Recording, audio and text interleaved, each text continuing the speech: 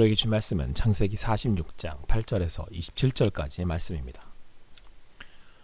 애굽으로 내려간 이스라엘 가족의 이름은 이러하니라. 야곱과 그의 아들들 곧 야곱의 맏아들 르우벤의 아들 하녹과 발루와 헤스론과 갈미요, 시몬의 아들은 여무엘과 야민과 오핫과 야긴과 스할과 가나안 여인의 아들 사울이요, 레위의 아들은 게르손과 그핫과 무라리요, 유다의 아들 곧 엘과 오난과 셀라와 베레스와 세라니. 엘과 오난은 가나안 땅에서 죽었고 베레스의 아들은 헤스론과 하물이요, 이사갈의 아들은 돌라와 부아와 욥과 시므론이요, 스불론의 아들은 세렉과 엘론과 옐르엘이니. 이들은 레아가 밧단 아람에서 야곱에게 난 자손들이라. 그 딸 디나를 합하여 남자와 여자가 33명이며 가세 아들은 시뷴과 학기와 수니와 에스본과 에리와 아로디아와 아렐리요, 아셀의 아들은 임나와 이스와와 이스위와 브리아와 그들의 누이 세라며, 또 브리아의 아들은 헤벨과 말기엘이니. 이들은 라반이 그의 딸 레아에게 준 실바의 야곱에게 낳은 자손들이니 모두 16명이라. 야곱의 아내 라헬의 아들 곧 요셉과 베냐민이요, 애굽 땅에서 온 제사장 보디베라의 딸 아스낫이 요셉에게 낳은 므낫세와 에브라임이요, 베냐민의 아들 곧 벨라와 베겔과 아스벨과 게라와 나아만과 에히와 로스와 뭇빔과 훗빔과 아르시니. 이들은 라헬이 야곱에게 낳은 자손들이니 모두 14명이요, 단의 아들 후심이요, 납달리의 아들 곧 야스엘과 구니와 예셀과 실렘이라. 이들은 라반이 그의 딸 라헬에게 준 빌하가 야곱에게 낳은 자손들이니 모두 7명이라. 야곱과 함께 애굽에 들어간 자는 야곱의 며느리들 외에 66명이니 이는 다 야곱의 몸에서 태어난 자이며, 애굽에서 요셉이 낳은 아들은 2명이니 야곱의 집 사람으로 애굽에 이른 자가 모두 70명이었더라. 오늘 신 말씀 창세기 46장 8절에서 27절까지의 말씀을 통해서 이제 다시 시작입니다. 이제 다시 시작입니다. 라는 제목으로 주님 주신 은혜를 함께 나누도록 하겠습니다.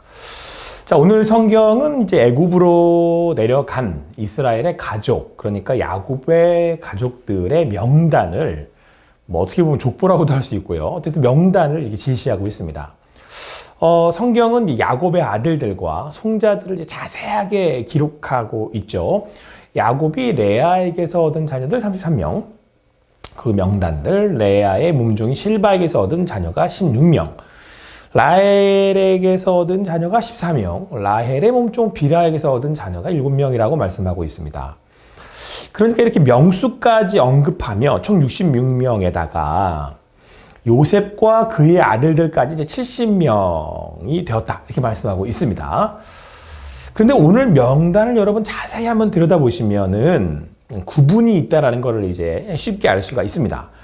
레아와 그의 몸종 실바의 아들들을 나누고 있고, 라헬과 몸종 비라의 아들들, 그러니까 뭐 크게는 네 파트로, 네 부류로 나누고 있다라는 거죠. 뭐 크게는 두 부류가 되겠죠. 레아와 라헬. 자, 여기서 우리는 질문을 가질 수 있습니다. 왜 이렇게 이들에게서 야곱의 자녀들이 나왔다라고 구분 짓고 있느냐라고 하는 것이죠. 먼저 야곱이 형 에서에게 쫓겨서 삼촌 라반에게로 가야 했기 때문이죠. 그 여정은 돌베개를 하고 잠을 자야 했던, 그러니까 아무도 자기를 도울 사람이 없고 돌아올 기약마저 없다, 그 시간들, 그 어려움들을 겪었다는 것을 이야기하고 있습니다. 뿐만 아니고, 그래서 여러분 레아와 그의 몸종 실바, 라헬과 그의 몸종 실바를 구분짓게 되지요. 그러니까 야곱이 삼촌 라반의 집에 가서 이제 레아와 라헬을 만나게 되고, 또 그의 몸종들을 통해서 이제 자녀들을 낳게 되는 그런 시간들을 보내지 않습니까?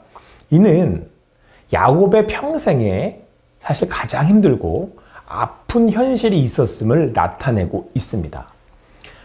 라헬은 야곱의 사랑을 받았죠. 그러나 레아는 그렇지 못했습니다.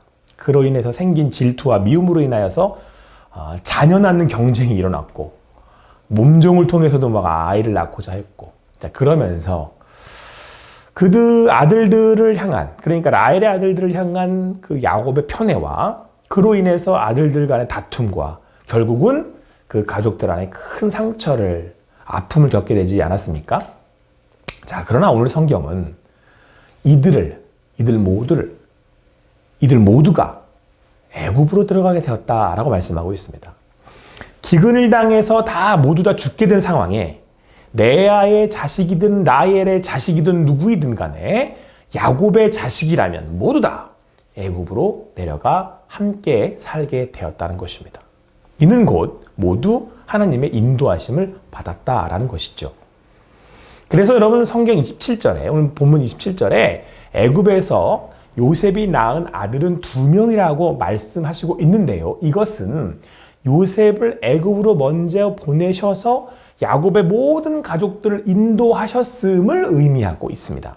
이 7절 말씀, 애굽에서 요셉이 낳은 아들은 2명이니 야곱의 집사람으로 애굽에 이른 자가 모두 70명이었더라. 그러니까 요셉을 통해서 이 가족들이 애굽으로 가겠다. 이제 그 말씀인 거죠.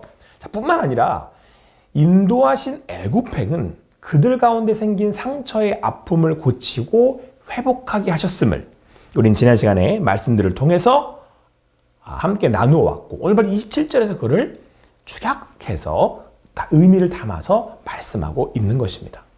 사랑하는 성도 여러분, 지금 우리네 삶에 어디로 가야 하는지를 모를 때가 야곱의 그 라반 삼촌으로 집으로 향해 갈 수밖에 없는 그러한 어두운 시절이 있을 수 있습니다. 더군다나 나의 부족함이나 연약함으로 인해서 일은 더욱 꼬이고 더 깊은 수렁으로 빠져드는 것처럼 보이기도 합니다. 그러나 우리가 다시금 하나님께로 향해 나아가는 것은 베델에 하나님께서 함께 하고 계시기 때문입니다. 야곱 같은 나를 인도하고 계시기 때문입니다. 오늘 말씀 12절입니다. 유다의 아들 곧 엘과 오난과 셀라와 베레스와 세란이 엘과 오난은 가나안 땅에서 죽었고 베레스의 아들은 헤스론과 하물이요. 자, 유다의 아들들을 언급하고 있습니다. 엘과 오난과 셀라와 베레스와 세란이. 근데 엘과 오난은 아시다시피 가나안 땅에서 죽었습니다. 그래서 베레스의 아들을 헤스론과 하물이요. 그러니까 안타깝게도 유다에게서 난 두 아들은 죽었다. 이거죠. 그리고 가족들을 떠나 있던 유다에게는 그러니까 그 시간이 참 힘들었을 것입니다. 그런데 베레스가 태어나요. 그리고 자손을 이어가게 됐다. 이 말씀인 거죠. 자, 그리고 여러분 바로 그 베레스의 가문에서 예수 그리스도가 오게 됩니다. 하나님은 에덴으로부터 시작된 구원의 언약을 믿음의 조상인 아브라함, 이삭 그리고 오늘 이 야곱에 이르기까지 야곱인 이스라엘을 통해 이루어 가셔서 결국은 지금 온 열방에 복음을 전하도록 하셨습니다. 그리고 바로 우리에게까지 그 구원의 굿뉴스를 전해주셨던 것입니다. 이제 이방인이었던 여러분과 저는 구원받은 자녀가 되어 하나님과 동행하며 예배를 드리는 하나님의 백성으로 살아가게 된 것입니다. 도저히 구원받을 수 없었던 우리를, 이방인 되었던 우리를, 멀어져 버렸던 야곱을 인도하시고 그들의 자녀들을 구원하셨던 것처럼 인도하셔서 구원하신 것입니다. 할렐루야. 자, 야곱은 돌베개를 메고 홀로 남겨져 가는 곳 모르는 그러한 길을 가야 했습니다. 그러나 야곱 가운데 나타내 보이시고 함께 하신다라고 인도하셨습니다.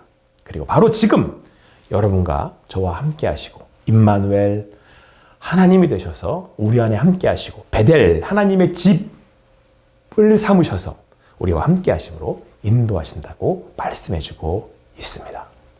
그러므로 사랑하는 성도 여러분, 성경은 오늘 우리에게 나아가라고 말씀하고 있습니다. 그러므로 나아갑시다. 구원의 하나님께서 우리를 인도하고 계십니다. 하나님께서 우리와 함께 하심으로 우리의 길을 열어가고 계십니다. 우리 눈에 보이지 않을지언정 하나님은 역사하고 계십니다. 하나님은 요셉을 앞서 보내셨습니다. 그리고 야곱의 길을 열어 가셨습니다. 그 언약들을 지켜 가셨습니다. 그렇기에 그 언약을 가진 우리들은 또한 나와 함께 하시고 나를 인도하시는 그 하나님을 믿는 믿음으로 나아가는 것입니다. 자, 그리고 오늘 말씀 여러분 27절은 이렇게 끝나고 있습니다. 애굽에서 요셉이 낳은 아들은 2명이니 야곱의 집 사람으로 애굽에 잃은 자가 모두 70명이었더라. 자, 잃은 자 70명, 애굽에 잃은 자가 모두 70명이었더라. 재밌는 사실은요, 요셉의 아들들의 자녀가 5명을 더해서 75명이라고 사도행전 7장에서는 언급하고 있어요. 그런데 오늘 말씀은 그걸 70명이라고 언급합니다.